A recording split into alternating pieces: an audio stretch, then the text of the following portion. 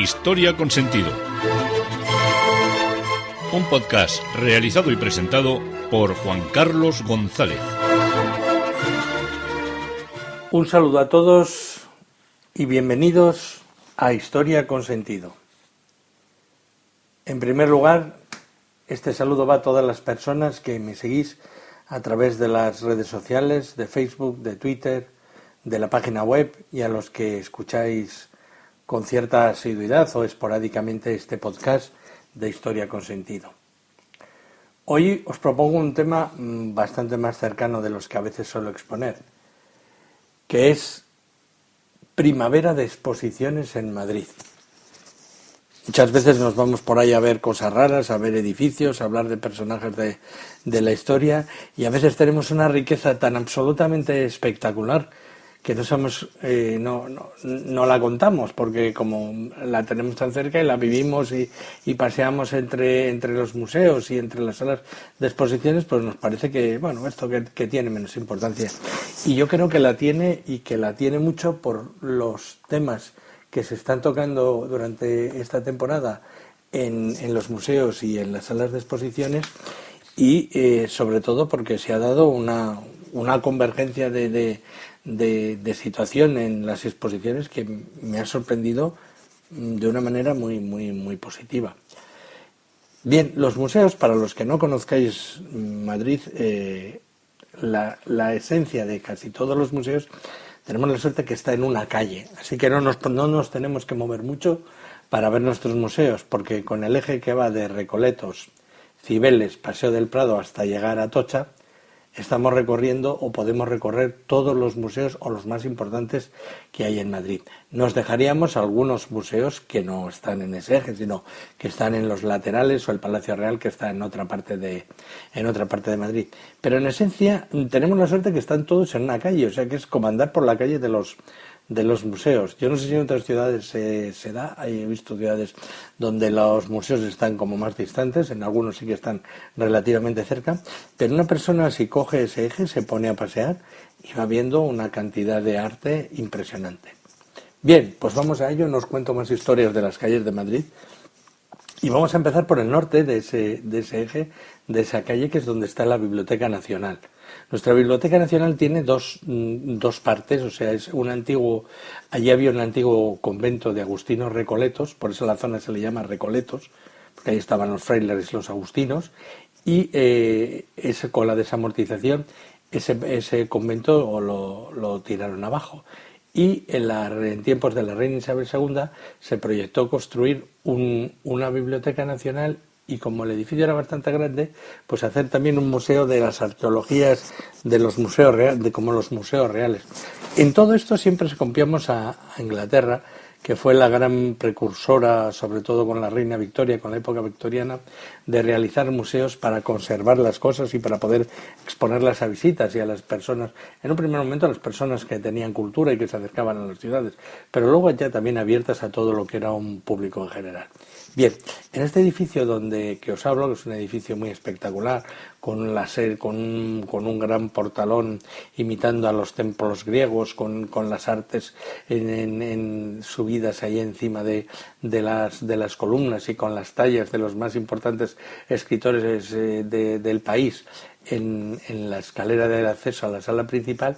En una de las salas tiene lugar ahora en estos momentos una exposición sobre Cervantes, sobre el Quijote y sobre Cervantes, sobre todo lo que era la producción literaria, sus primeras obras, todo lo que eran sus historias y sus cartas. Entonces es una exposición muy interesante.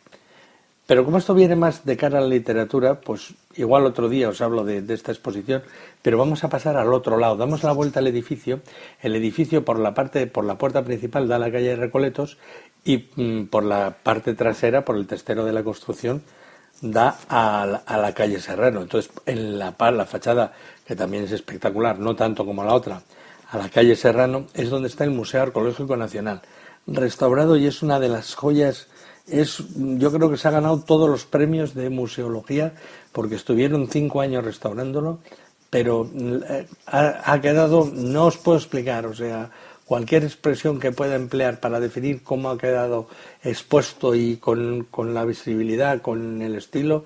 Y luego si venís con gente de fuera o a otros acompañantes, está ya todo rotulado en castellano y en inglés, que lo puede seguir la gente a nivel internacional perfectamente. Bien, y estos días está habiendo allí una exposición de una zona del mundo de la que yo no había oído hablar jamás. Hace unos días yo soy ir a pasear por la mañana, a veces con los perros, hasta el Parque del Retiro, que es un parque cercano a esta zona y a donde tengo la suerte de vivir, y vi un letrero que ponía: en los confines del Oriente Próximo, el hallazgo moderno del país de Magán.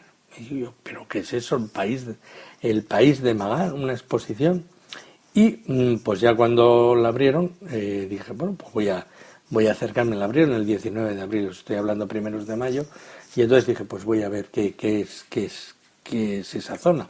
Ya vi antes, mientras estaba esperando a ver la exposición, un día haciendo zapping en la tele vi que salían explicando un poco lo que estaban preparando de la exposición, unos arqueólogos españoles de la Universidad Autónoma de Madrid, que estaban haciendo allí una excavación.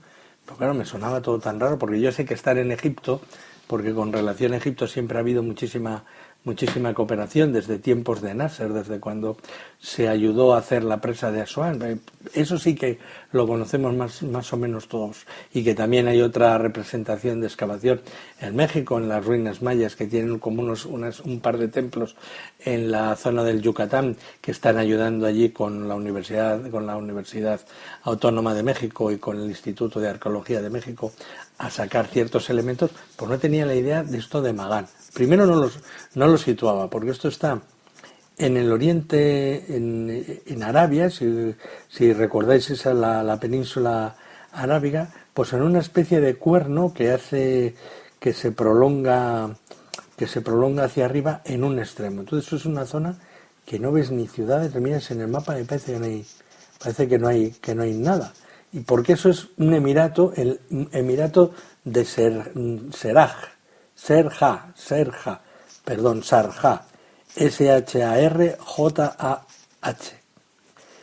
Bien, es un emirato pequeñito que forma parte de los Emiratos Árabes y es un enclave que tiene una importancia muy grande. La tiene por dos cosas que se ven claramente en esta exposición. Primero, la exposición es una exposición muy didáctica, es una exposición preparada con elementos del Emirato de Sharjah y con algunos objetos que se han extraído por la excavación, por la acción de la Universidad Autónoma, y nos presenta obras que van desde los de 3.000 a 1.000 años antes de Cristo. Pensad que nosotros, fijaros todo lo que se movió el mundo en toda esa época, que prácticamente ahí estaban en la edad de piedra, y estamos viendo que en esa cultura pues hay 180 piezas, herramientas de piedra, armas, recipientes de cerámica, objetos de adorno, orfebrería y moneda, y en esa época nos vamos recorriendo desde la más remota antigüedad a un poco la presencia ya en la historia. ¿Por qué era importante esta zona? Pues porque curiosamente era de las primeras zonas donde existió escritura, donde existían letras para comunicarse, que habían ido desde la zona de Mesopotamia hacia ahí. Pero como esta parte, cuando uno ve las fotos de los lugares de las excavaciones, da escalofríos, porque es una zona absolutamente árida, seca, y allí no hay nada. Son unas montañas donde el desierto, la arena esa de las dunas se bate contra unas rocas y no se ve nada. Entonces llama la atención que en unos enclaves tan inhóspitos pues puede existir tal producción de piezas arqueológicas.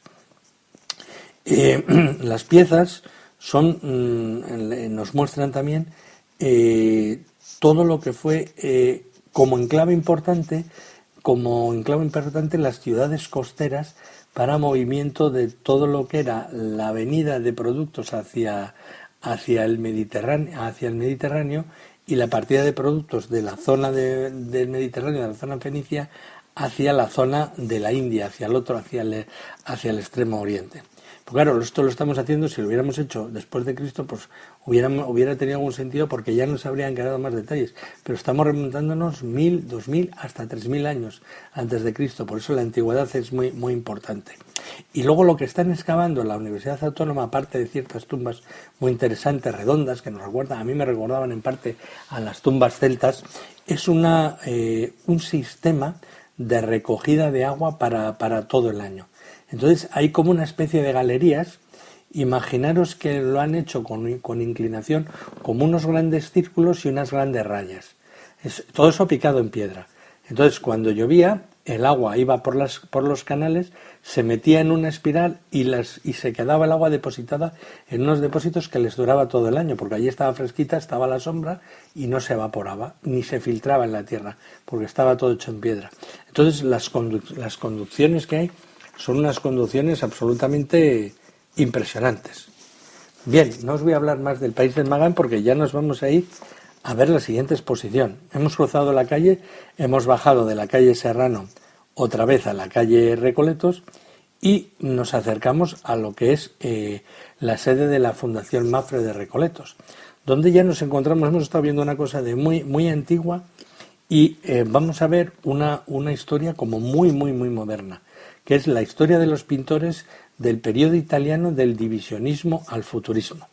Bien, tenemos que entender que cuando se producen las nuevas tendencias y las nuevas vanguardias a partir de los años 20, pues París era la referencia de todas estas cosas.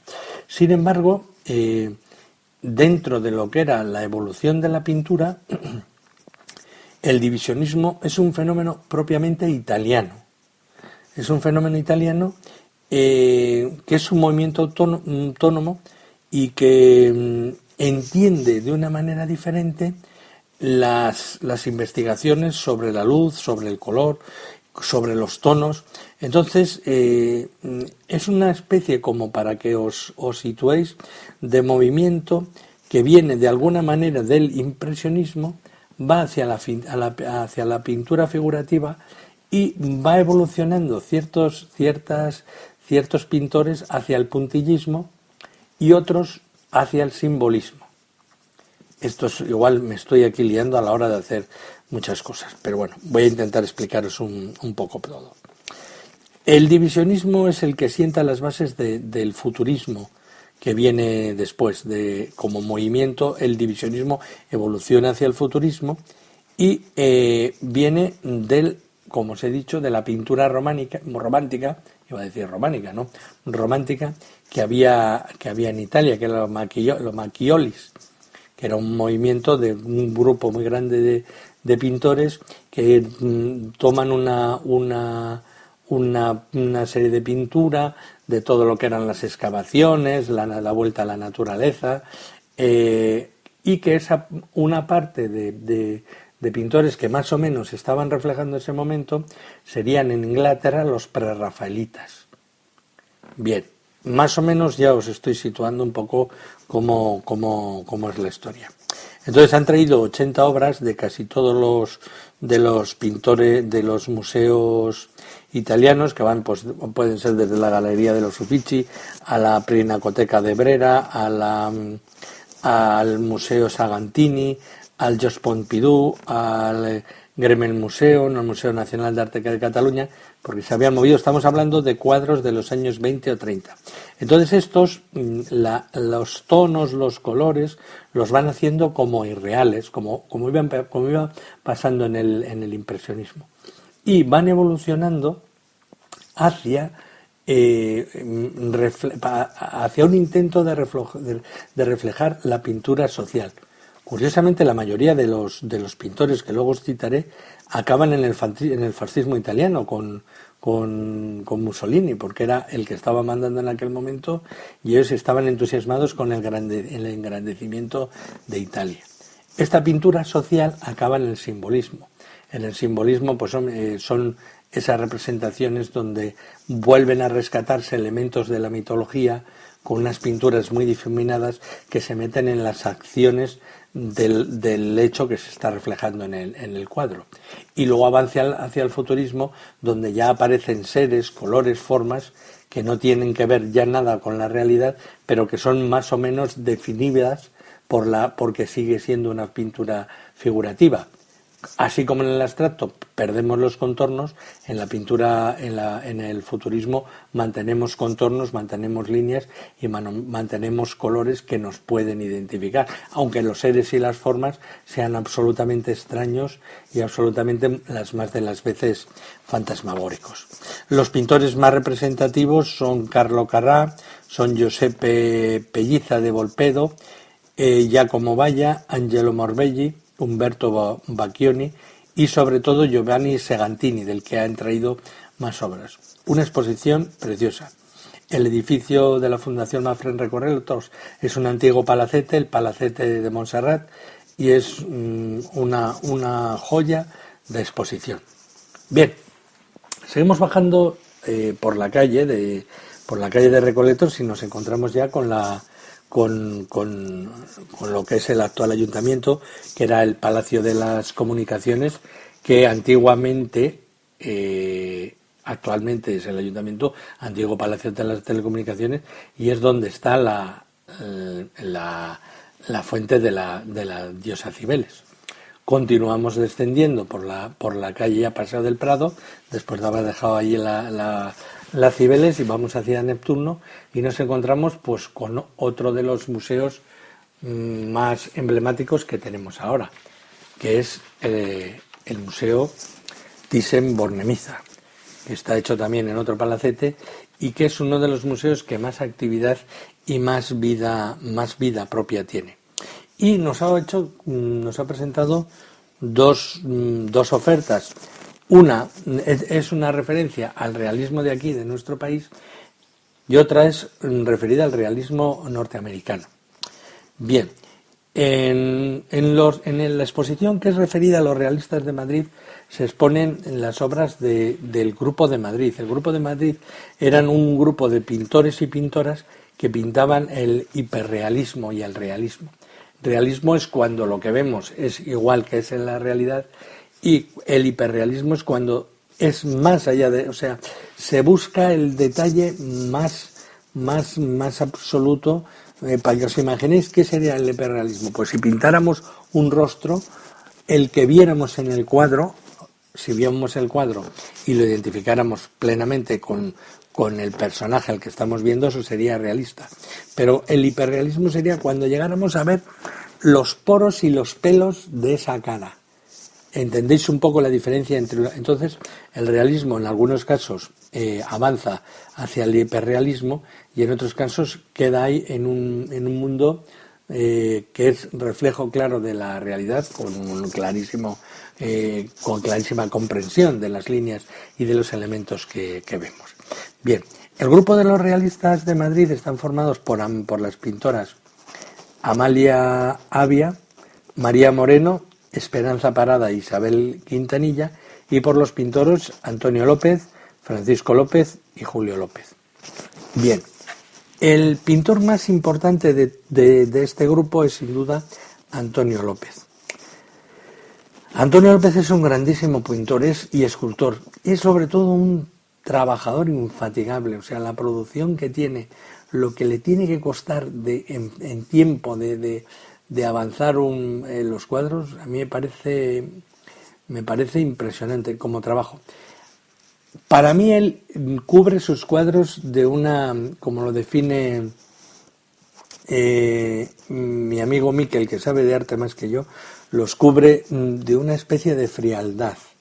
Entonces él dice que Antonio López tiene la belleza de la frialdad. Entonces a veces cuesta a mí los cuadros, por ejemplo, de las mujeres de Isabel Quintanilla, de Amalia Ávila, de María Moreno o Amalia Ávila, me convencen muchísimo más porque son temas mucho más cálidos y son, claro, al ser hiperrealistas, pues si por ejemplo hacen una encimera de una habitación y ponen allí botecitos o lo que sea, es absolutamente impresionante ver ver la imagen en directo. Pero el otro es el que probablemente quede como personaje dentro de la historia del arte contemporáneo y del arte en un futuro, que es Antonio López. Ya os digo, tiene unas obras absolutamente relevantes. Julio López murió, era una de las personas más brillantes en escultura.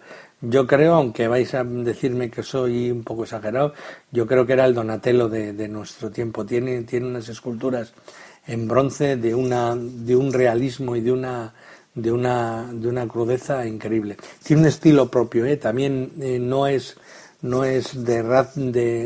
hace la escultura de rasgo, de trazo recto, sino que la hace casi como un poco quebrado para crear profundidad en los espacios, pero es verdaderamente increíble. Julio López, lástima que murió joven, pero las obras que tiene son unas obras increíbles. Él estuvo de director en la Tate Gallery de Londres, y entonces ha sido una persona muy cotizada. Su mujer es ahora que se llama Cristina, es una de las mejores escultoras que podemos tener aquí, con una creación. Hace como una especie de troncos, de raíces.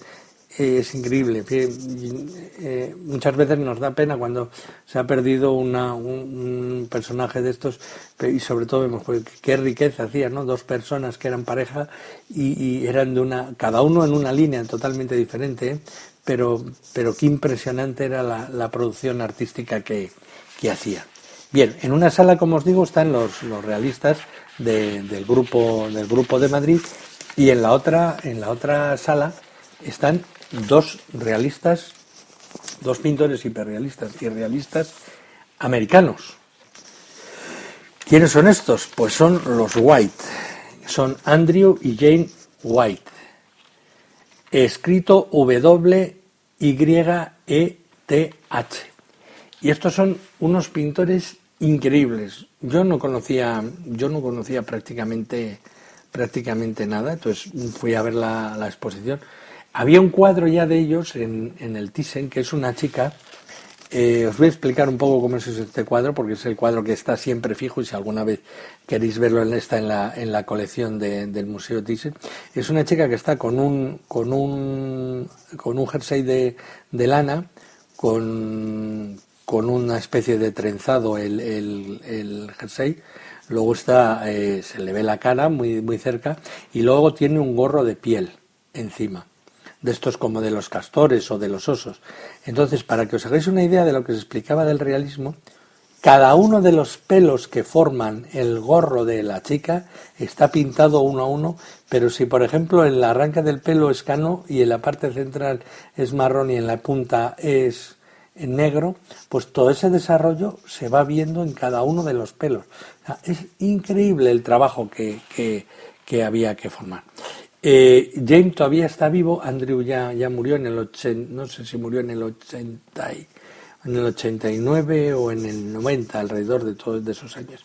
Y estos eran pues dos grandes, para nosotros desconocidos, porque tenemos un problema también los europeos, que solo parece que lo nuestro es la pintura importante, y muchas veces hay grandes pintores americanos contemporáneos que les cuesta entrar en las galerías y en lo que es la realidad de las exposiciones pictóricas.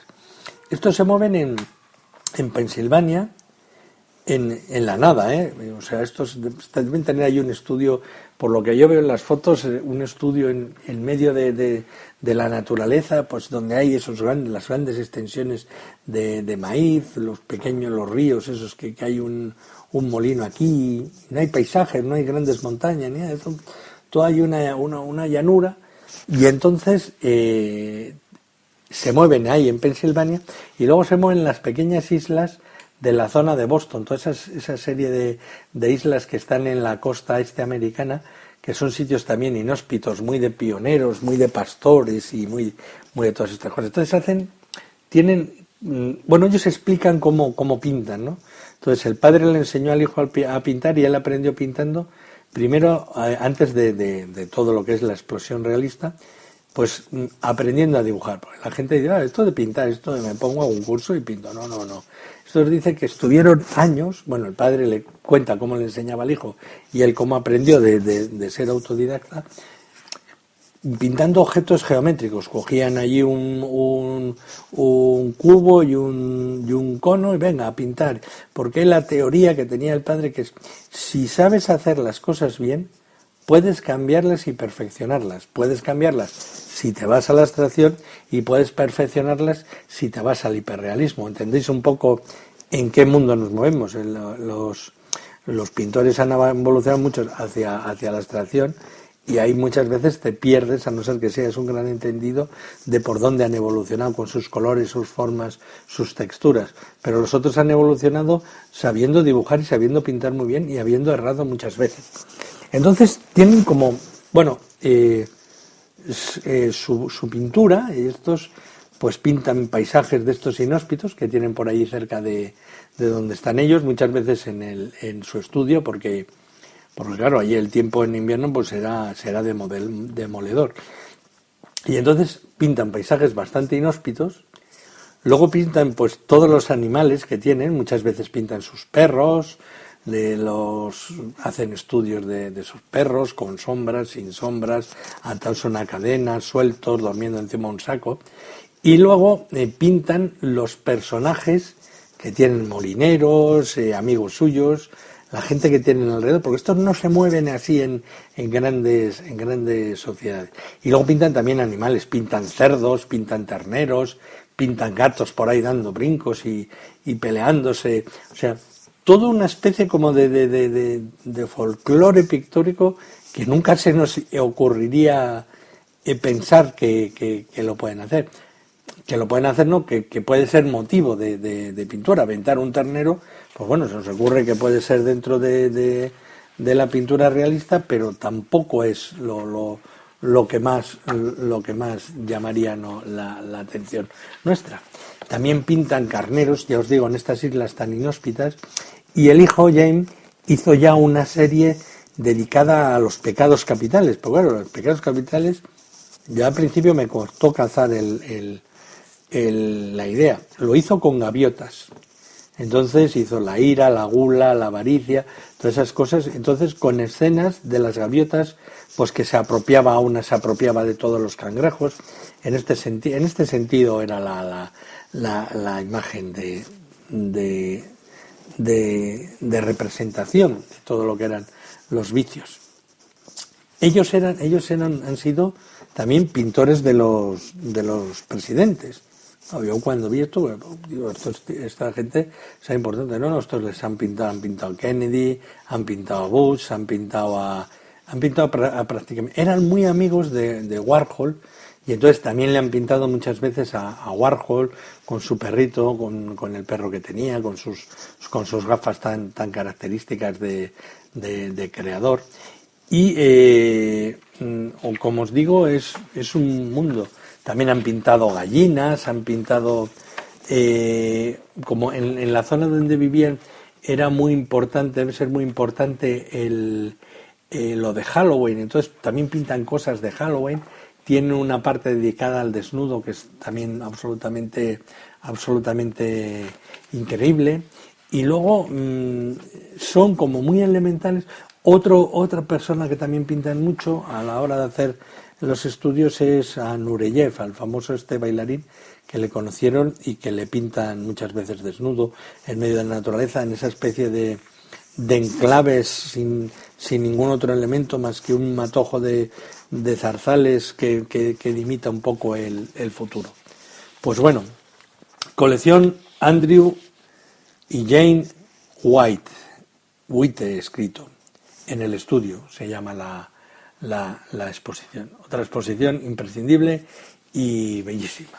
Bien, seguimos bajando y cruzamos la acera otra vez y nos encontramos con el Museo del Prado, que esta vez nos hace una propuesta también espectacular, que es Georges de Latour.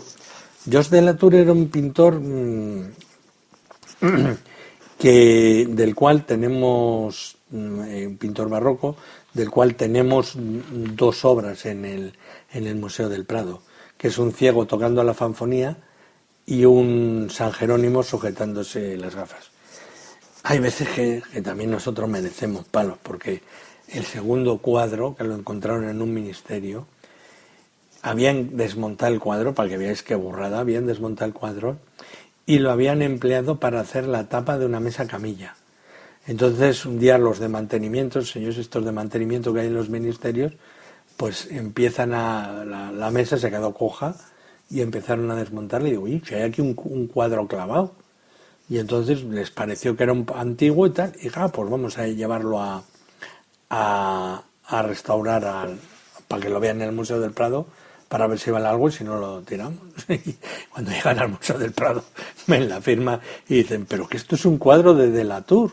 Dice, si hay 40 cuadros en el mundo y pasamos de tener un cuadro importante haciendo de mesa camilla a una de las obras muy bonitas que hay, que está en el Museo del Prado. Bueno, este hombre es uno de los pintores ahora más valorados en Francia.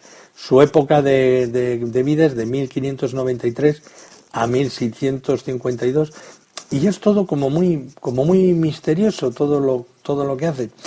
Y es igual eso de lo del misterio es lo que verdaderamente marca también su producción pictórica, porque es un tenebrista, pero es lo más parecido que podemos ver a Caravaggio. Sería más que un tenebrista, sería un caravallista. Nosotros suelen decir que es uno de los pintores más españoles, porque claro, lo comparan mucho con nuestro Rivera. Bien, estos tenebristas, Caravaggio, ¿qué hacen? ¿Cómo pintan? Os voy a dar una idea para que captéis un poco cómo pinta Latour. La mayoría de las veces se sirve de un punto de iluminación. Imaginaros una vela. Entonces, uno de los personajes tapa con la mano, o con el brazo, o con el codo, o con una calavera, tapa la llama de la vela. Entonces, esa llama de la vela refleja el contorno del objeto que lo tapa, bien sea mano, bien sea brazo, bien sea otro elemento, y esa luz rebota en el resto de personajes que forman la escena. Esto el que lo dominó a la perfección fue Caravaggio. Entonces, normalmente, siempre alrededor de las figuras hay un fondo oscuro y donde están las figuras hay un rebote de la luz. Entonces ya os digo, muchas veces se emplean velas, las más de las veces, o candiles, y crea un misterio, pero a la vez una belleza y un recogimiento. A mí ha sido una exposición que me ha, más que emocionar, me ha conmovido, me he sentido verdaderamente, no sabría contaros la experiencia, pero me ha dejado casi al borde de las lágrimas por la belleza de lo que es la obra. La suerte que he tenido que las varias veces que he ido a ver la exposición, también no sé por qué había poca gente, porque a veces cuando hay mucha gente todo te está moviéndose uno delante del otro del cuadro, pero lo he visto con tranquilidad y te deja, no sé, mi experiencia me deja como muy a gusto, muy tranquilo y muy relajado. Se han juntado 31 cuadros que hay en 17 países. Es una cosa irrepetible. Hay 40 obras. Dicen que él pudo pintar 10 veces más de lo que tenemos localizado, pero bueno, no hay nada seguro. Pero claro, si encontramos este cuadro, que era una mesa camilla, ¿qué no nos podemos que encontrar en Francia, que era sobre todo donde tenía su mayor producción? Hay muchos cuadros que fueron atribuidos a él que no eran de él. Claro, está claro que son de escuela española o de escuela holandesa de esta época tenebrista, y los 31 sí que hay garantía absoluta. Tiene una parte de pintura religiosa, pero claro, es una pintura religiosa que la hace él como tan mistérica que al final, porque lees el título, ¿no? Pero porque a veces ves un nacimiento, pero como es tan original todo, pues puede ser el parto del hijo de un marqués o de una situación que muchas veces nos cuenta entenderlo como un pasaje bíblico, pero nos hace que estemos ante uno de los mejores pintores y una de las mejores exposiciones que se han traído aquí a Madrid en los últimos años. Bien, Georges de Latour, 30 obras imprescindibles dentro de lo que es la historia de la pintura. Salimos del Museo del Prado y vamos bajando un poquito más. Y ahora la siguiente exposición grande que tenemos es una exposición que está preparada en el edificio que se llama CaixaForum. Y bueno, os hablo un poco del edificio. El otro, claro, os imagináis el Museo del Prado, os estoy hablando de una exposición. Podríamos tirarnos días hablando de todas las obras que hay allí, podríamos hacer 100 podcasts, únicamente os he contado lo que hay ahora de exposiciones. Bueno, pues este edificio que lo cogió la Caixa es un edificio que era antes un antiguo transformador de la luz que se quemó. Se armó un lío en Madrid el día que se quemó aquel transformador, porque medio Madrid no, pero varios barrios estuvieron sin luz, olía todo a cables quemados, fue un desastre, pero bueno, lo terminó aquello, lo arreglaron más o menos y el edificio quedó abandonado, pero en muy buen sitio, y lo cogió la Caixa y le hizo de ahí sede de la fundación para las exposiciones temporales. Y entonces la exposición que nos presenta la Caixa, en colaboración con el Museo del Louvre, es Dibujar Versalles, que son los bocetos y cartones de Charles Le Brun de 1619 a 1690.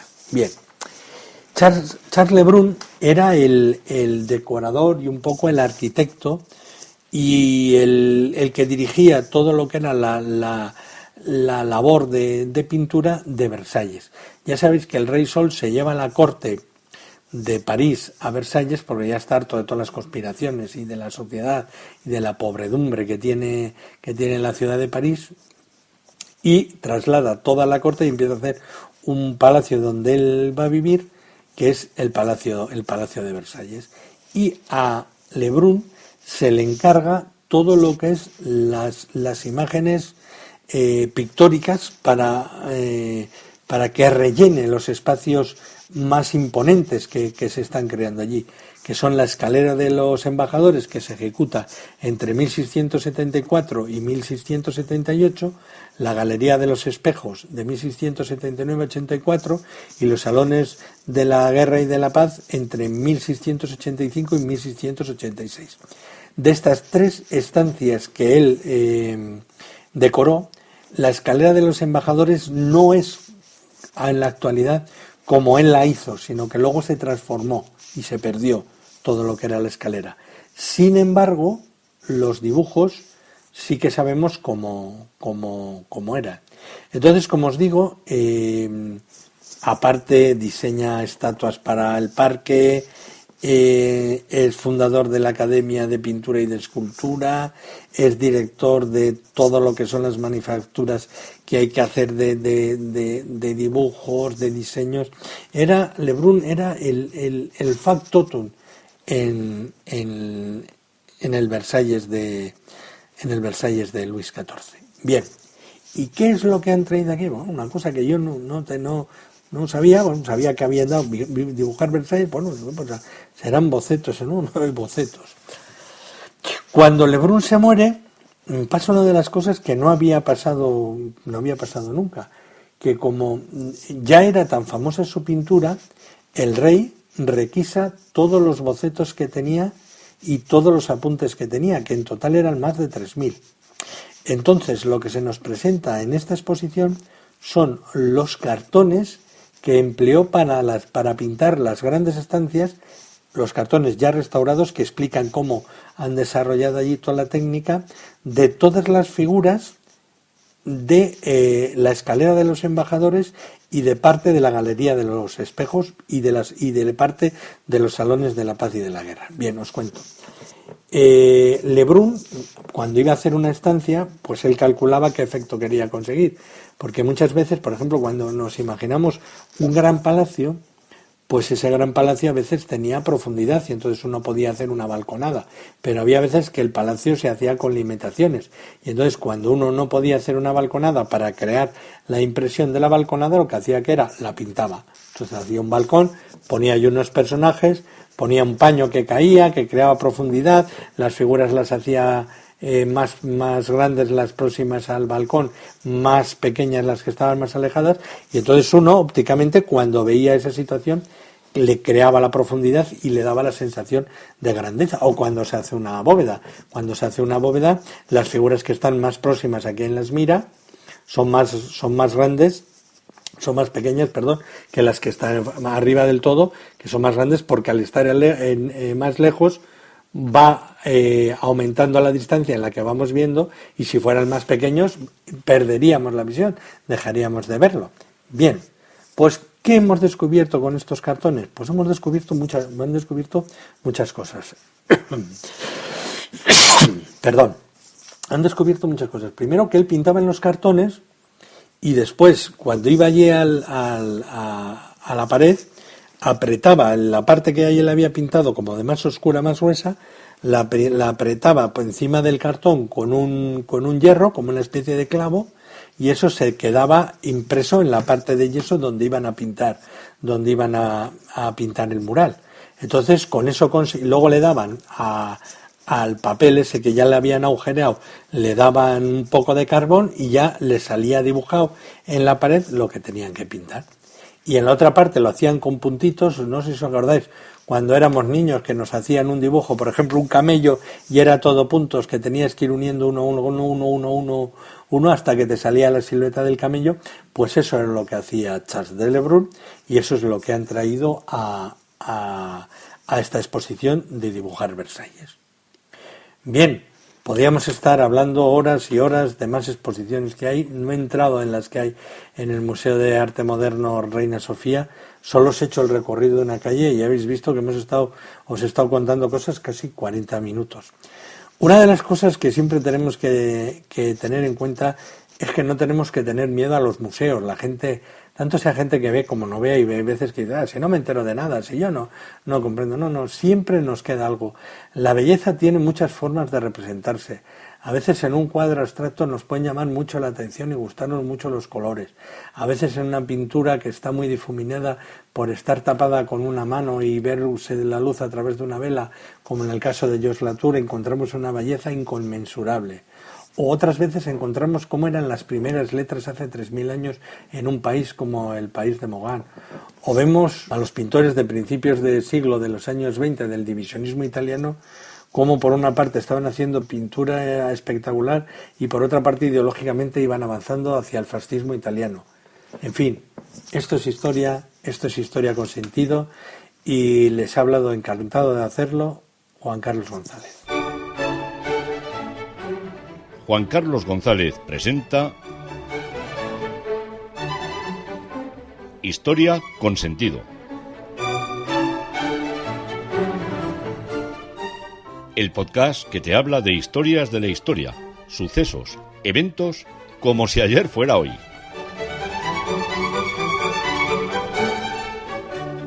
Escúchanos mediante Spreaker o iTunes.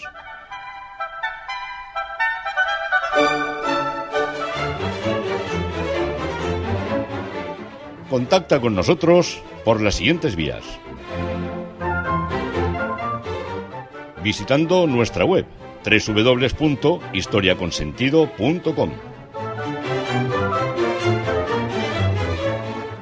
o nuestro email podcast@historiaconsentido.com. Te ofrecemos también nuestra cuenta en Twitter @historiasentido.